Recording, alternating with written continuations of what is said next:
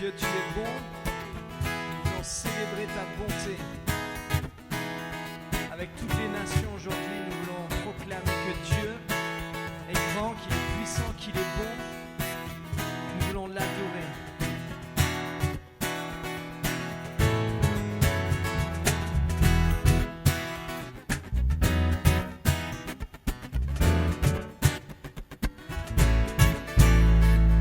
Dieu, tu es bon et ta grâce envers nous durera jamais. Dieu, tu es bon et ta grâce envers nous durera jamais. Nous les peuples de toutes les nations, de génération en génération, nous te louons. Alléluia, Alléluia, nous te louons. Qui tu es, nous te louons. Alléluia, Alléluia, nous te louons. Qui tu es bon.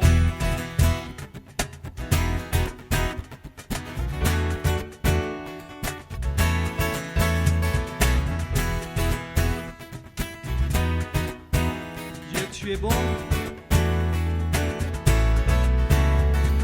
Dieu, tu es bon et ta grâce envers nous durera jamais. Dieu, tu es bon et ta grâce envers nous durera jamais. Nous les peuples de toutes les nations, génération en génération, nous te louons. Alléluia, Alléluia, nous te louons. Qui tu es, nous te louons. Alléluia, Alléluia, nous te louons. Qui tu es bon.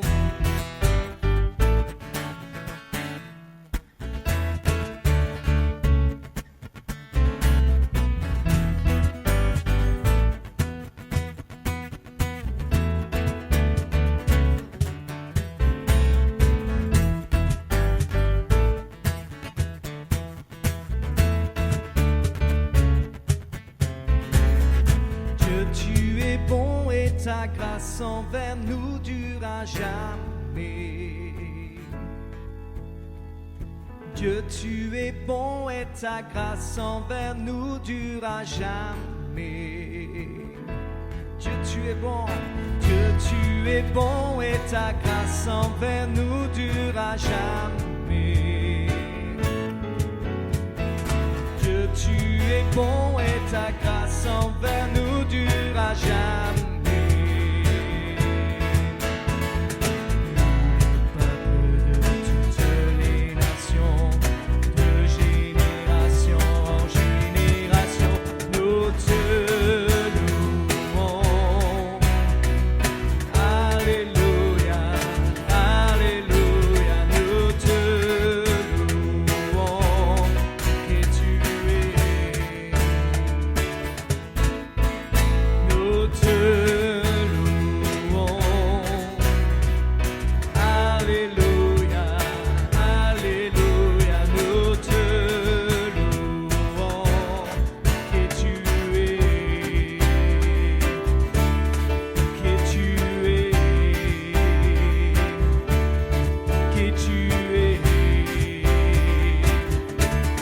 qui tu es bon.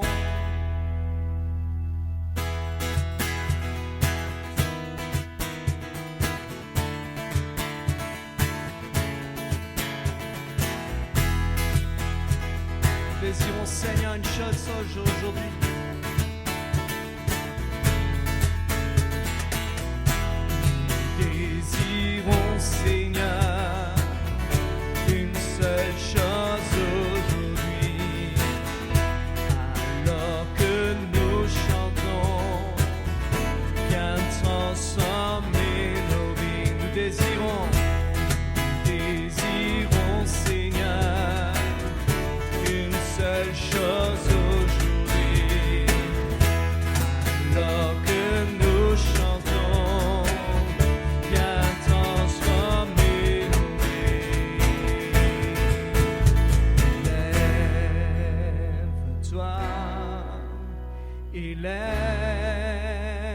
toi et viens dans ta gloire couronner nos louanges. Oui, viens, roi des rois, Dieu très saint, tout puissant. Oui,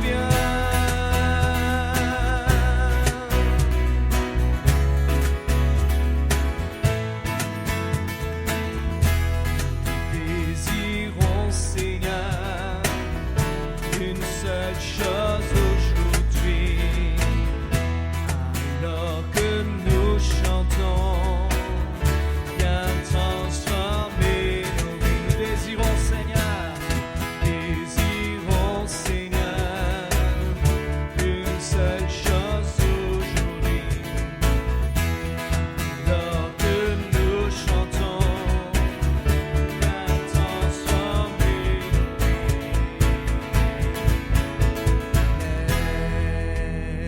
Lève-toi, élève-toi,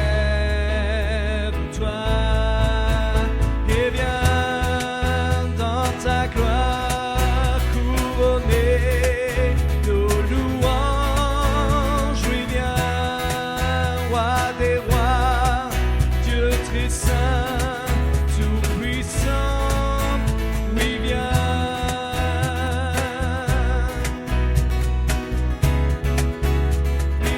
Seigneur, élève-toi, élève-toi,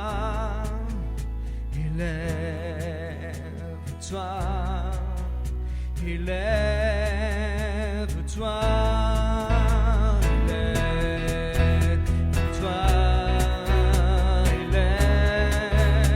élève-toi, élève-toi, élève-toi, et viens dans ta gloire couronner nos louanges. Oui, viens, roi des rois, Dieu très saint, tout puissant. Viens dans ta gloire et viens dans ta gloire couronner nos louanges. Oui, viens, roi des rois, Dieu très saint, tout puissant.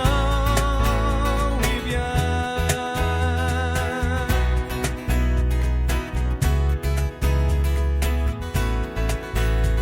viens,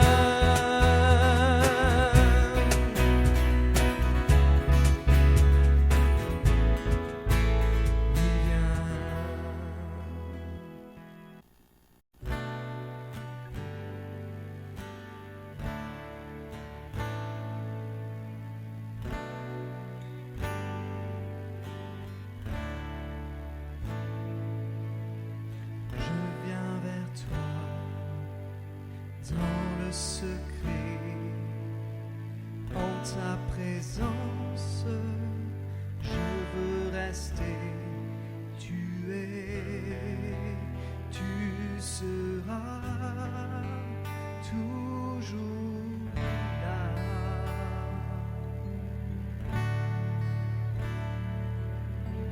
Tout contre toi, près de ton cœur, je peux entendre ta voix, Seigneur. Tu es, tu seras toujours là. Ébloui devant toi, éternel,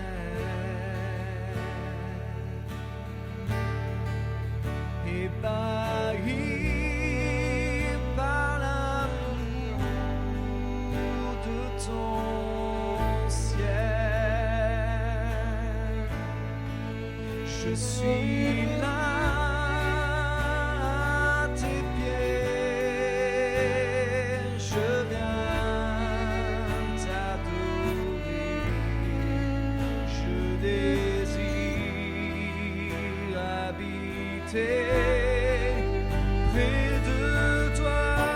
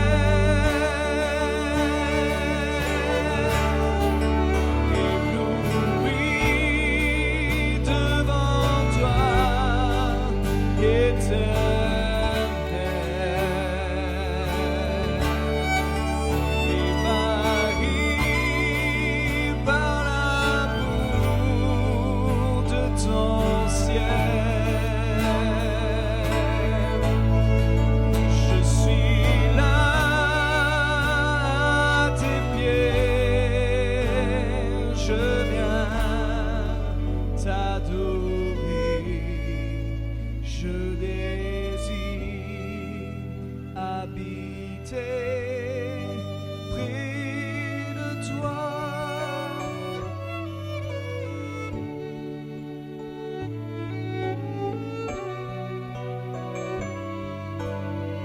Alléluia, Seigneur, je désire habiter dans ta maison. Seigneur, être dans tes parvis, Seigneur, au mieux que 1000 ailleurs, Seigneur, et venir à tes pieds, Seigneur, t'adorer, au tout l'or du monde, Seigneur. Nous voulons être dans ta présence, bénir le nom de l'Éternel. Seigneur, te dire combien nous t'aimons. Seigneur, nous ne comprendrons jamais le prix que tu as payé, Seigneur, jamais le prix de la croix, Seigneur. Mais Seigneur, nous recevons cette grâce.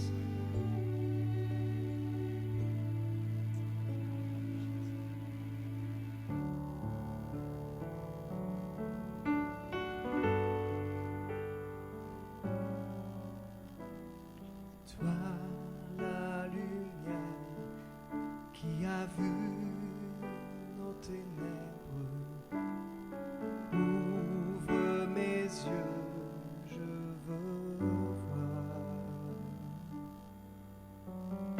grâce et beauté que mon cœur adore, mon âme aspire après toi. Toi la lumière, toi la lumière qui a vu nos ténèbres, ouvre mes yeux, je veux voir grâce et beauté que mon cœur adore, mon âme aspire après toi.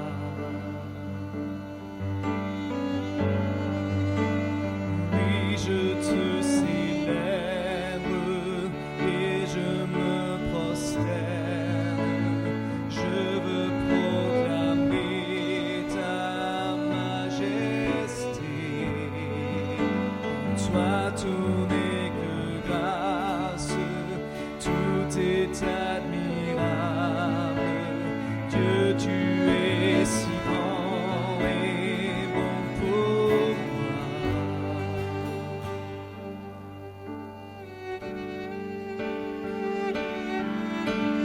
Roi de tout temps, vers toi vont nos hommages. La gloire au plus haut des cieux. Sur cette terre, tu t'es fait misérable, humble et petit par amour.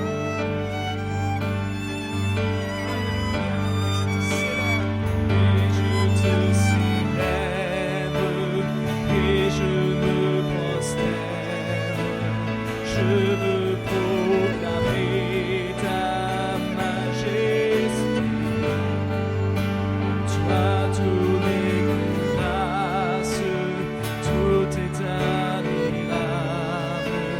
Dieu, tu es si grand et bon pour moi.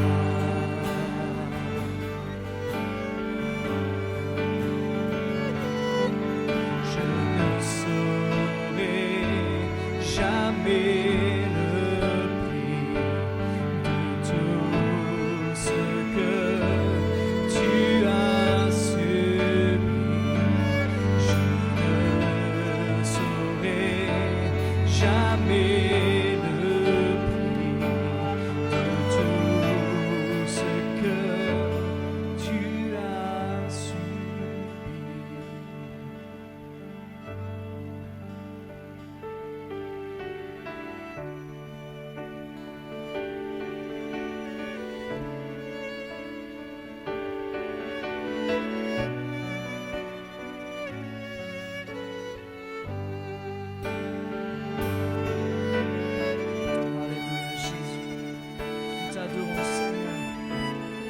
Bénissons ton nom, Jésus-Christ.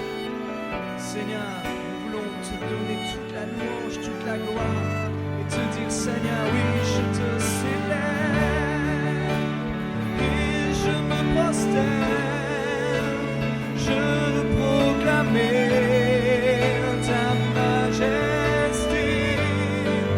En toi tout n'est que gloire, tout est admirable.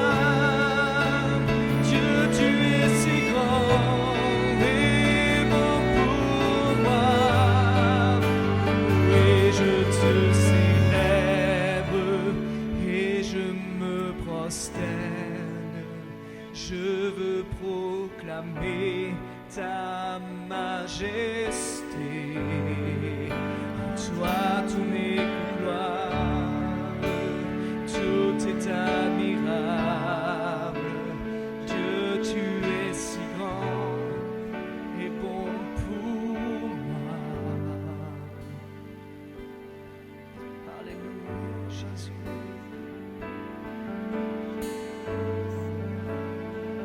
Praise the Lord Jesus.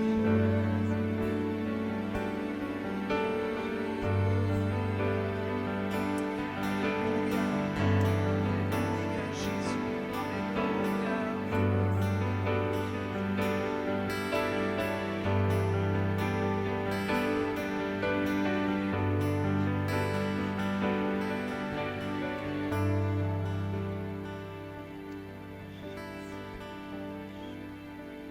Je t'exalte, Seigneur, nous t'exaltons, Jésus. Je t'exalte,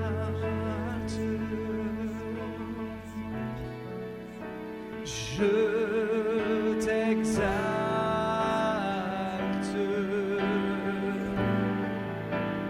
ô Seigneur.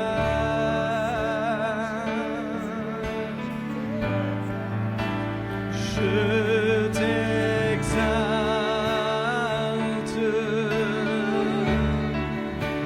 je t'exalte,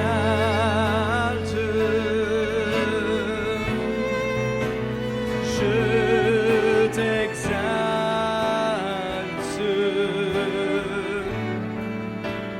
ô Seigneur. Nous t'exaltons, Jésus, pour ton amour. Je t'exalte par ma vie, Seigneur. Je t'exalte par mes chants, Seigneur. Je t'exalte,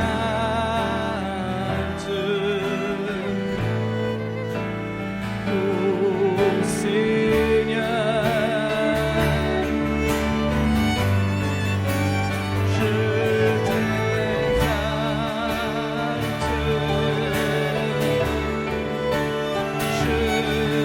t'exalte,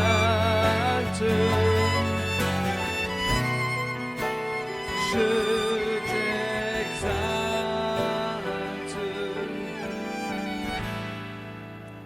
ô Seigneur.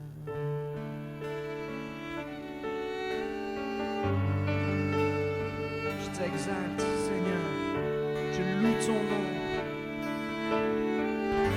Seigneur, dans l'assemblée des saints, je loue ton nom, Jésus. Je t'adore. Tu es digne de louange, digne de recevoir l'adoration. Seigneur, tu es sur ton trône. Et Seigneur, tu règnes. Seigneur, tu règnes. Quelles que soient les circonstances, Jésus, tu règnes. Tu es souverain. Seigneur, tu es celui qui guérit, qui délivre encore aujourd'hui.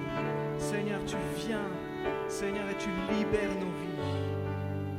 Seigneur, nous t'exaltons. Alléluia.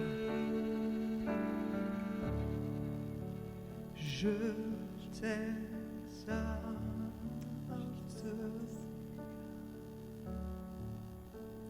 Je t'exalte.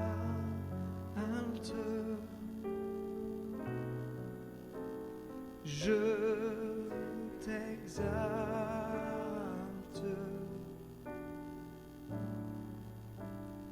ô Seigneur.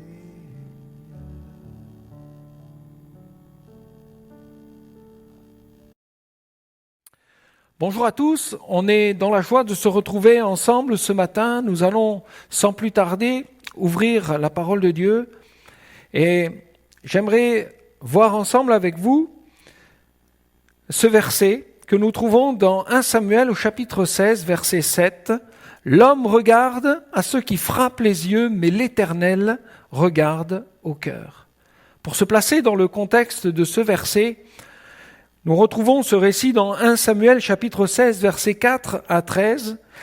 Conduit par l'Éternel, le prophète Samuel se rendit à Bethléem. Là, Samuel devait trouver et oindre le futur roi d'Israël. Et c'est dans la famille d'un nommé Isaïe. Et en arrivant, dès que Samuel eut aperçu le fils aîné, Eliab, eh bien Samuel pensa qu'il s'agissait à coup sûr de l'élu de Dieu. C'est lui qui va être le roi d'Israël. Certainement, loin de l'Éternel est ici.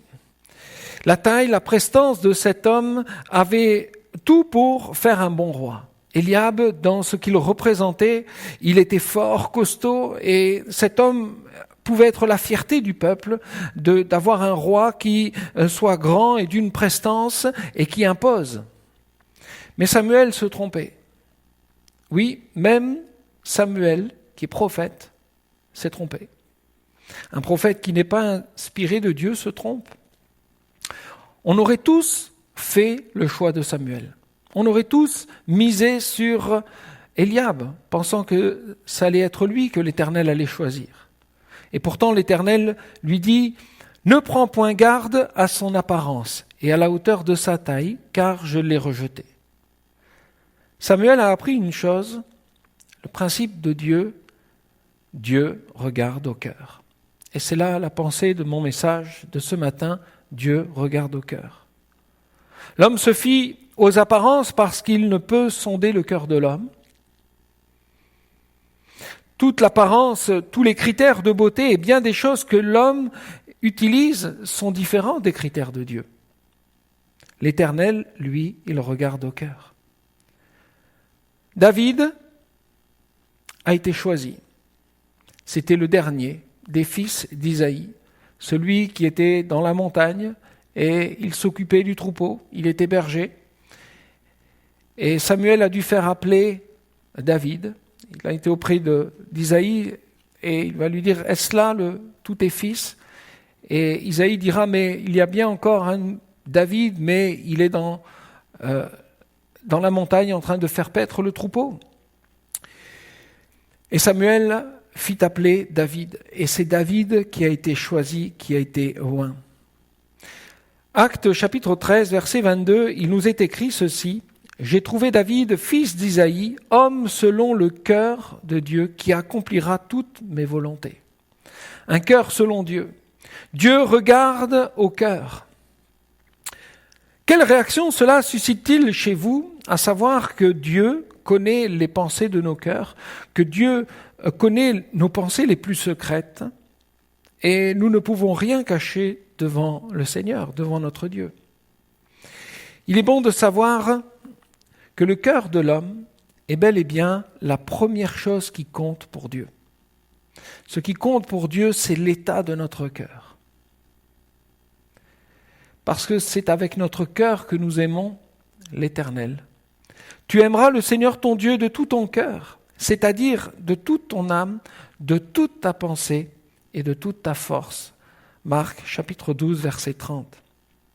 Le proverbe 4, chapitre 4, verset 4 nous dit « Que ton cœur retienne mes paroles et tu vivras ». Ces paroles de notre Dieu doivent être déposées dans nos cœurs et nous devons les garder parce que c'est bien ces paroles qui nous amènent à la vie, ces paroles qui sont déposées dans nos cœurs.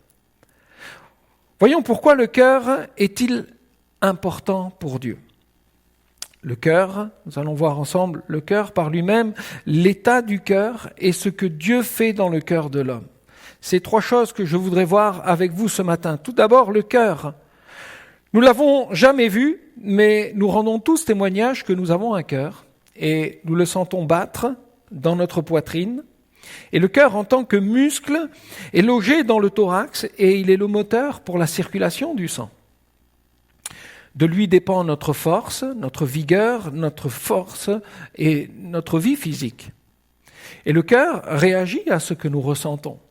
Quand nous avons peur, le cœur se met à battre plus rapidement.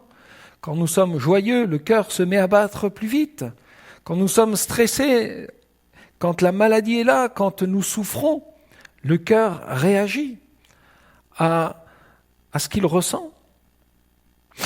Le médecin commencera toujours son diagnostic par écouter le cœur. C'est ce qu'il fait. Quand nous allons chez le médecin, l'une des premières choses que le médecin va faire avant d'établir et de donner son diagnostic, il va d'abord contrôler notre cœur. Le cœur est important. Il est question du cœur comme organe physique, mais il y a aussi le cœur en tant que personnalité. Le mot cœur désigne aussi l'homme intérieur, dans son sens le plus large, et il comprend toutes les dimensions de la personnalité humaine. Le cœur, c'est un peu le moteur de la personnalité de l'homme. Le caractère, la pensée, les choix qu'il va prendre, les émotions, les sentiments, tout se rassemble autour du cœur. Et c'est là que Dieu regarde, c'est dans notre cœur. Et ce qui intéresse Dieu, c'est l'état de notre cœur. Quel est l'état de ton cœur ce matin ? Quelle est la santé de ton cœur ce matin ? C'est là la question que je te pose. Dieu connaît la réalité du cœur de l'homme. Nous l'avons dit, rien n'est caché devant Dieu. Et Dieu sait ô combien le cœur de l'homme est affecté à cause du péché. Ses pensées, ses intentions, le cœur de l'homme est sous le règne du péché. Jésus a déclaré que c'est du cœur que viennent les mauvaises pensées, les meurtres, les adultères, les impudicités, les vols, les faux témoignages, les calomnies. Voilà les choses qui souillent l'homme. Ce qui souille l'homme, le cœur de l'homme, de toutes ces choses qui sont au fond de lui. Et quand je parle de l'homme en règle générale dans l'humanité, qui est affectée au plus profond de son cœur à cause du péché. Le cœur est à la source de nos mauvaises pensées. Et c'est le prophète Jérémie qui dira « Mais le cœur est tortueux par-dessus tout ». Et une autre traduction dira que le cœur est trompeur par-dessus tout, parce qu'il est affecté par le péché. Le psalmiste dira ceci, que leur cœur est rempli de malice. C'est au psaume chapitre 5, verset 10. Oui, l'homme pécheur, son cœur est rempli de malice. Le cœur est à la source de l'orgueil. Et nous le voyons comme le prince de Tyr en Ézéchiel au chapitre 28, verset 2, où le prophète déclarera cela de la part de l'Éternel. Ton cœur s'est élevé et tu as dit, je suis Dieu. C'est terrible de voir l'homme rempli d'orgueil qui finit par croire qu'il est au-dessus de Dieu, à un point même de dire que Dieu n'existe pas. L'incrédulité arrive aussi dans le cœur de l'homme. Mes amis, vous qui écoutez ce message, n'endurcissez pas vos cœurs et que vos cœurs ne deviennent pas insensibles au point de vous livrer dans l'iniquité complète. Le cœur de l'homme est important pour Dieu, parce que Dieu nous aime et Dieu veut faire une œuvre dans chacun de nos cœurs. Vous qui ne connaissez pas le Seigneur, Dieu désire changer votre cœur. Et peut-être au moment où je vous parle, il y a des souvenirs qui reviennent à votre mémoire, de choses que vous avez pu penser ou que vous avez pu faire et que vous en avez honte. Vous avez honte peut-être de ce que vous avez pu faire. Et vous vous dites, oui, dans le fond de mon cœur, il y a bien des choses qui sont sales. Mais Dieu désire pardonner, Dieu désire purifier, Dieu désire changer le cœur de l'homme parce que Dieu nous aime. Même si le cœur est en mauvais état, voyez ce que Dieu a fait et mis en œuvre pour le cœur de l'homme. Ce que Dieu fait dans le cœur de l'homme, eh bien d'abord il le sonde. Il le sonde, il parle et il le renouvelle. Oui, Dieu sonde le cœur de l'homme. Le cœur est tortueux par-dessus tout. Qui peut le connaître ?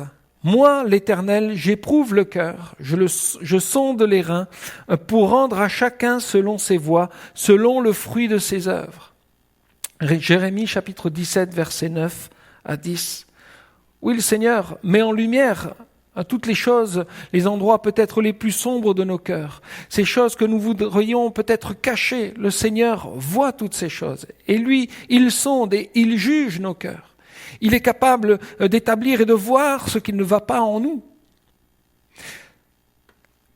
Dieu sonde nos cœurs et il le fait par sa parole.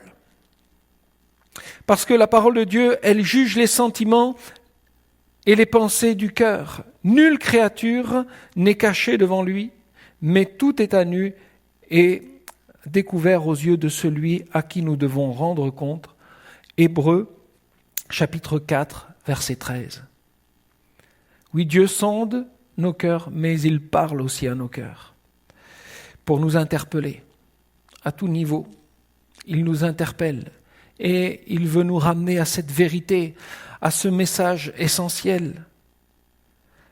Vous savez, les disciples ont prêché l'évangile. Ils ont prêché la parole de Dieu. Et Dieu agissait dans les cœurs. Le Saint-Esprit était là pour convaincre de péché, pour montrer aux hommes les choses qui n'allaient pas en eux, et au point de déclarer, afin que l'homme puisse déclarer, mais qu'est-ce que je peux faire ? Rien. Toi, tu ne peux rien faire, mais Dieu, lui, peut faire quelque chose dans ta vie. Dieu peut changer ton cœur. Acte au chapitre 2, verset 37, nous retrouvons l'apôtre Pierre qui, rempli du Saint-Esprit, va prêcher Jésus-Christ ressuscité. Et là, les choses vont être bouleversées dans la vie de ces hommes. Après avoir entendu ce discours, ils eurent le cœur vivement touché. Que ferons-nous ? Et l'apôtre Pierre les amènera, repentez-vous. Repentez-vous et convertissez-vous, que vous puissiez vous détourner de votre péché. Reconnaissez que Jésus-Christ est celui qui peut vous pardonner de vos péchés. Oui, être à l'écoute de la parole du Seigneur. Dieu parle, Dieu sonde nos cœurs, mais Dieu nous parle. Et il nous parle dans son amour et dans sa grâce encore aujourd'hui. Parce que Dieu a ce désir de renouveler nos cœurs. On a pris dans cette introduction le récit de David qui a été choisi pour être roi. Et dans le livre des Actes, on dira que David était celui qui avait un cœur selon Dieu. On peut même dire que David était cet homme qui avait un cœur sincère. David était loin d'être parfait, il a fait des erreurs, il a commis des erreurs, il a toujours supplié la grâce de Dieu dans ce qu'il faisait, le secours de Dieu. Cet homme avait une confiance absolue en l'Éternel. Et David, dans son temps de règne, à un moment donné, il a commis une erreur. Cet homme est tombé dans l'adultère. Et c'est le psaume 51 qui est magnifique parce qu'il nous révèle la prière de repentance du roi David. Et nous retrouvons le récit de cette chute en 2 Samuel, au chapitre 12, versets 1er à 15. David avait péché, poussé par les penchants de son cœur, et il a commis un adultère avec Bathsheba, l'épouse de Uri le Héthien. Uri le Héthien était un soldat, un officier de David. Et il a commis cet adultère avec cette femme. Et pour cacher sa faute, eh bien, il a été l'investigateur d'un meurtre. Il a été jusqu'à mettre en œuvre pour que Uri le Héthien soit tué sur le champ de bataille, afin de pouvoir cacher et camoufler cette erreur. Mais ces actes ont été révélés parce que Dieu sonde les cœurs, Dieu connaît. Et c'est au travers de la bouche du prophète Nathan que tout va être mis en lumière. David va réaliser, cette parole l'avait saisi, l'avait touché, l'avait bouleversé. Il a pris conscience de ce qu'il avait fait. Et j'aimerais lire avec vous ce psaume 51, où nous retrouvons, nous sommes dans l'intimité de la prière de ce roi David, qui a été humilié, profondément meurtri dans ce qu'il avait fait. Il a pris conscience qu'il avait été horrible dans ses actes. Et Lisons ensemble cette prière. Psaume 51. Ô Dieu, aie pitié de moi dans ta bonté, selon ta grande miséricorde. Efface mes transgressions, lave-moi complètement de mon iniquité et purifie-moi de mon péché. Car je reconnais mes transgressions, et mon péché est constamment devant moi. J'ai péché contre toi seul, et j'ai fait ce qui est mal à tes yeux, en sorte que tu seras juste dans ta sentence, sans reproche dans ton jugement. Voici, je suis né dans l'iniquité, et ma mère m'a conçu dans le péché. Mais tu veux que la vérité soit au fond du cœur. Fais donc pénétrer la sagesse au-dedans de moi. Purifie-moi avec l'hysope et je serai pur. Lave-moi et je serai plus blanc que la neige. Annonce-moi l'allégresse et la joie, et les eaux que tu as brisées se réjouiront. Détourne ton regard de mes péchés. Efface toutes mes iniquités. Ô Dieu, crée en moi un cœur pur, renouvelle en moi un esprit bien disposé. Ne me rejette pas loin de ta face, ne me retire pas ton Esprit Saint. Rends-moi la joie de ton salut, et qu'un esprit de bonne volonté me soutienne. Amen. Et on arrêtera là cette lecture. Tu veux que la vérité soit au fond du cœur. C'est là la pensée de Dieu, et David va le déclarer. Et il dira, détourne ton regard de mes péchés, efface mes iniquités. Ô Dieu, crée en moi un cœur pur, renouvelle en moi un esprit bien disposé. Et c'est ce que Dieu peut faire dans le cœur de celui qui est repentant. C'est de renouveler ce cœur, de celui qui reconnaît. Et David avait compris que l'Éternel regarde au cœur. Et l'Éternel regarde à ton cœur ce matin. Oh, tu n'as peut-être pas commis quelque chose dans l'envergure du roi David, de ce que cet homme avait pu faire. Mais ce matin, tu es comme accusé dans ta conscience des choses que tu as faites qui ne sont pas la gloire de Dieu. Et Dieu, dans son amour et dans sa grâce, voudrait te relever. Que tu prennes conscience, oui, que le Seigneur connaît toutes choses. Et qu'il ne veut pas non te juger, mais qu'il désire te pardonner. Mais il faut que ta part soit faite, que tu viennes devant le Seigneur avec ce cœur repentant, comme David l'a été. Cet homme, l'Éternel a parlé à son cœur. Cette sentence terrible était là, posée sur son cœur, et il a cherché auprès de l'Éternel le pardon. Oui, purifie-moi avec l'hysope et je serai pur. Lave-moi et je serai plus blanc que la neige. David avait compris que seul l'Éternel pouvait renouveler, pardonner, nettoyer son cœur. Qu'il y a peut-être des choses bien ténébreuses au fond de ton cœur dont tu as honte.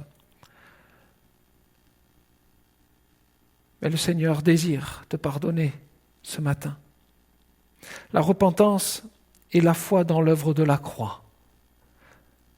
Tu dois croire que le sang de Jésus est capable de te laver, de te purifier de tout péché. Et il faut le choix de te détourner de ton péché, de prendre conscience que ce que tu as fait est mal aux yeux de Dieu et de t'en détourner. Détourne-toi de ton péché.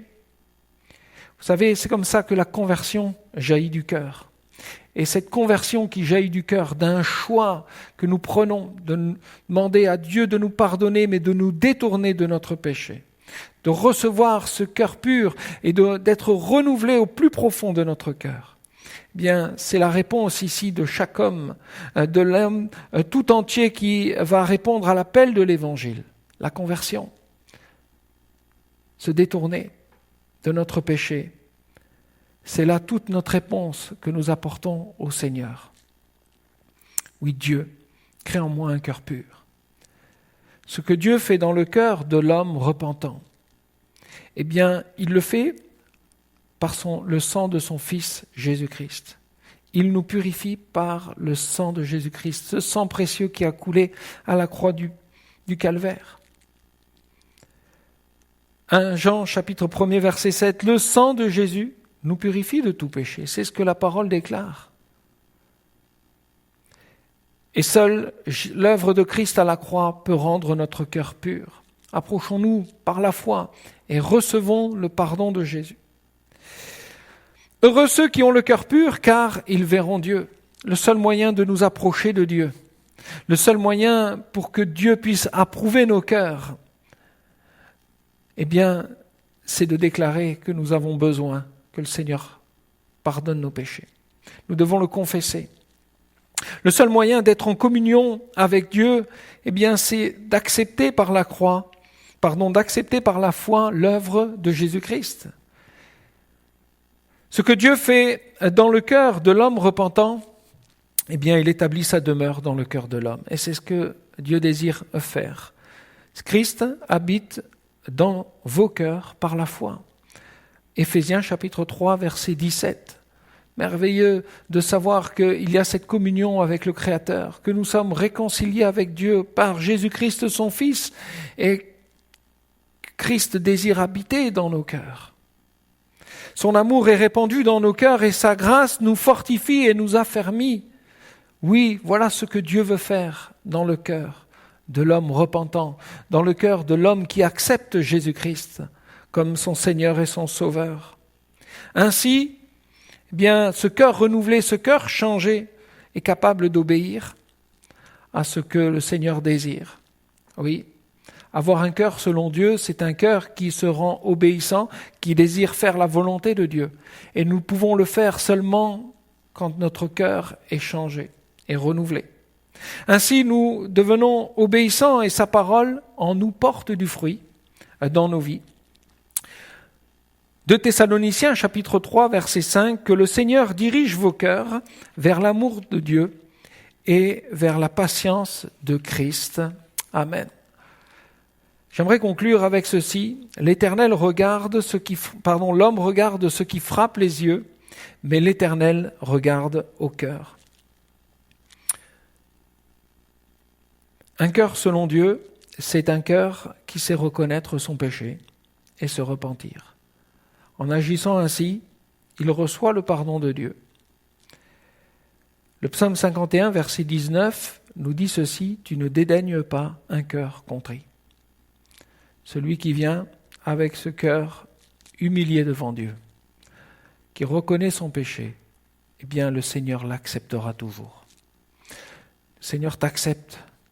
Toi qui te sens condamné ce matin pour ce que tu as fait, le Seigneur désire te pardonner parce qu'il t'aime. Ce que Dieu veut, eh bien, c'est que nos cœurs soient purifiés. Joël, le prophète Joël, en son temps, avait lancé ce message de la part de l'Éternel pour Israël. Israël qui s'était détourné de Dieu, qui était tourné dans l'idolâtrie et dans des choses bien atroces. Mais dans son amour, Dieu a parlé à son peuple. Dieu sondait les cœurs de son peuple, il connaissait toutes choses, il savait l'état de leur cœur. Mais Dieu a parlé. Dieu a parlé à Israël par la bouche de son prophète et regardez ce qu'il va dire. « Revenez à moi de tout votre cœur, avec des jeûnes, avec des pleurs, avec des lamentations. Déchirez vos cœurs et non vos vêtements, et revenez à l'Éternel votre Dieu, car il est compatissant et miséricordieux, lent à la colère, riche en bonté. » Joël chapitre 2, verset 13. Vous savez, à cette époque, en signe de tristesse, quand les hommes étaient choqués par une mauvaise nouvelle ou quelque chose qui arrivait, ces hommes souvent déchiraient leurs vêtements comme pour montrer que leur cœur avait été comme saisi, touché, qu'il y avait quelque chose qui s'était passé au fond d'eux. Bien souvent, les cœurs tristes par le deuil ou par une souffrance ou quelque chose, une mauvaise nouvelle, quelque chose qui venait les surprendre. Souvent, là, les hommes déchiraient leurs vêtements comme pour montrer l'état de leur cœur. Et dans ce passage, l'Éternel dira « Déchirez vos cœurs et non vos vêtements ». Parce que bien souvent, ils déchiraient leurs vêtements à la légère. Mais leur cœur, il n'y avait rien qui s'y passait, rien qui changeait. Il n'y avait aucune repentance au fond de leur cœur. Ce signe extérieur est-il vraiment celui du cœur, de déchirer ses vêtements ? L'Éternel regarde au cœur. Ne regarde pas ce qu'on va faire en apparence, ce qu'on peut représenter. Parce que l'Éternel connaît ce qu'il y a au plus profond de nos cœurs. David avait ce cœur selon Dieu, parce que cet homme désirait être en communion avec le Seigneur, et cet homme a su reconnaître aussi ses erreurs, cet homme a su reconnaître son péché. L'Éternel regarde au cœur parce qu'il a compassion de toi ce matin. Et dans ce cœur déchiré que tu as, le Seigneur saura te secourir et venir à ton secours, venir te pardonner de tes péchés parce qu'il t'aime. Reçois cette parole ce matin comme un encouragement. L'Éternel regarde au cœur. L'homme regarde ce qui frappe les yeux, mais l'Éternel regarde au cœur. Soyez bénis, ensemble nous allons prier. Seigneur, merci pour cette parole qui a été apportée, Seigneur Jésus. Tu connais ceux qui, Seigneur, sont meurtris par des actes, des choses qu'ils ont pu faire, Seigneur, qui n'étaient pas à ta gloire. Mais Seigneur, tu donnes le pardon encore. Dans ton amour et dans ta grâce, tu veux venir relever celui qui est tombé, Seigneur Jésus. Merci de le faire, Seigneur. Et glorifie-toi dans nos vies, Seigneur. Viens te glorifier dans ton Église. Que ton nom soit loué, Jésus-Christ. Amen. Voilà, on se retrouve la semaine prochaine. Que le Seigneur vous bénisse. Et on termine avec un dernier chant. C'est Luc qui nous entraîne. À la semaine prochaine. Au revoir.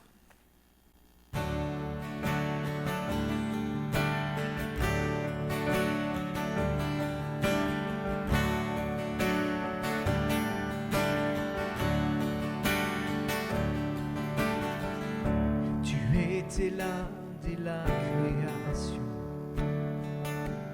Fils unique du Dieu très haut. Les mystères de ta gloire révélés en toi, Christ notre Seigneur. Oh, ce nom est si merveilleux, oh, ce nom est si merveilleux, le nom de Jésus-Christ mon Dieu. Oh, ce nom est si merveilleux, si petit et sans pareil. Oh, ce nom est si merveilleux, le nom de Jésus.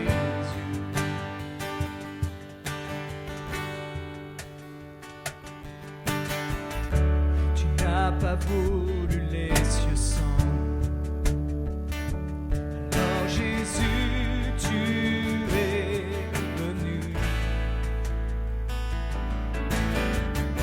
Ton amour a vaincu nos péchés. Rien ne peut nous séparer. Oh, ce nom est si glorieux. Oh, ce nom est si glorieux. Le nom de Jésus-Christ mon roi. Oh, ce nom est si glorieux. Sans beauté, sans pareil. Oh, ce nom est si glorieux. Le nom de Jésus. La terre a tremblé, le voile s'est déchiré, notamment la mort et le péché. Les cieux chantent ta gloire, l'écho de ta victoire. Tu es le roi ressuscité. Tu es sans rival, tu es sans égal. Que tu triomphes à tout jamais. À toi soit le règne, à toi soit la gloire. Ton nom se bat.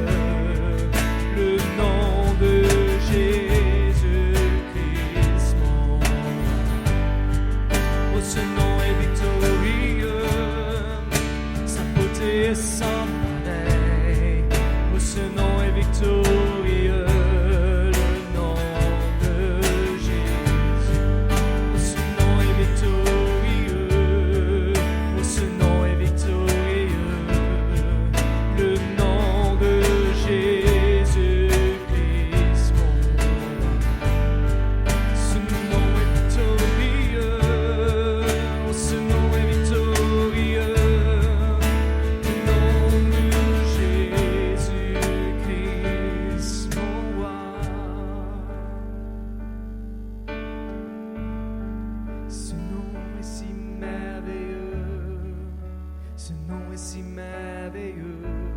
Le nom de Jésus-Christ, mon roi.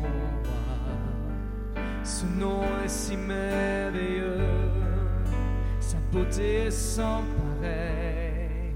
Ce nom est si merveilleux.